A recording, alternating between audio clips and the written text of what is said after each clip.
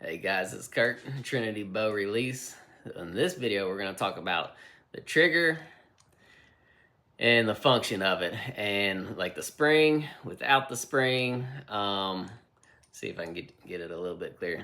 You know, the set screw. We're going to talk about the set screw in this video, just all that kind of stuff. So you know, like the adjustments of the release itself. So it's like this one. If you can tell, well, it's kind of hard to tell on that side. We get some sunlight in here. So on this side, you can tell like the spring is in there and it's grooved out on the bottom. So it says once you push it in, it snaps in. It's like it's in there. It's not going anywhere. But as you compress the trigger, it opens the jaws, but it constantly puts the tension on the jaws so that it doesn't open up when you hang it to your D-loop. It's not going to fall off in the woods, anything like that. And I like that. There wasn't one out there that had it, and it was just a feature that I did want. And also the way that I designed the trigger, the way that I wanted that was even with the spring in it, when it does open the jaws, it'll still stay open. So like there's another thing like in the trigger that you would have to do to machine to get it to keep the jaws open after you actually shot and pulled the trigger down. So I designed it that way so it keeps the jaws open.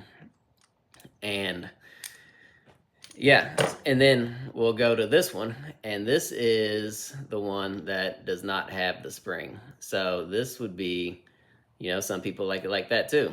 And so if you barely press it, it throws it wide open, right? So it's just like a hair trigger. I mean, you barely touch it and it opens up. And some people I know really like that. I mean, I really like it too, but I also like the fact of having the spring under it so that when I do hang it like to my D-loop, if I am out in the woods hunting, then that is, I know it's not going to fall off. So that's the reason behind it. Now the set screw itself, see if I can get this. So the set screw itself that I put in here, it controls how far the jaws actually open, and it gives it a stopping point. So if I'm pressing the trigger down and it opens up, if you can tell, like that set screw is touching the housing down here at the bottom. That's controlling how far like these jaws actually open.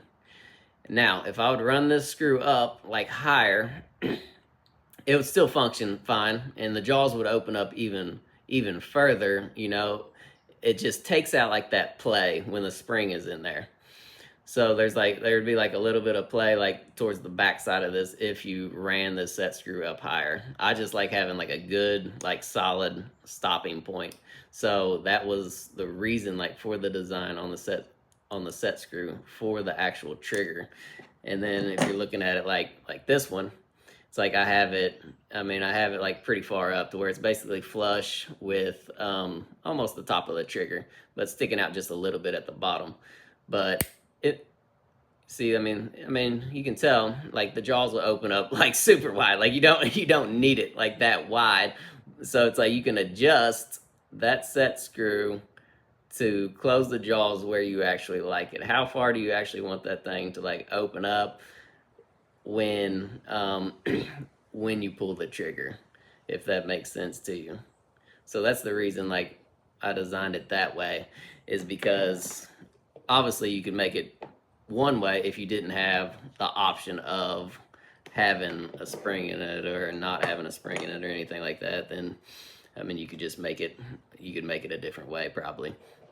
But in order to have like both options, it just works out really well to have that to take up the play like on the back side of the compression spring.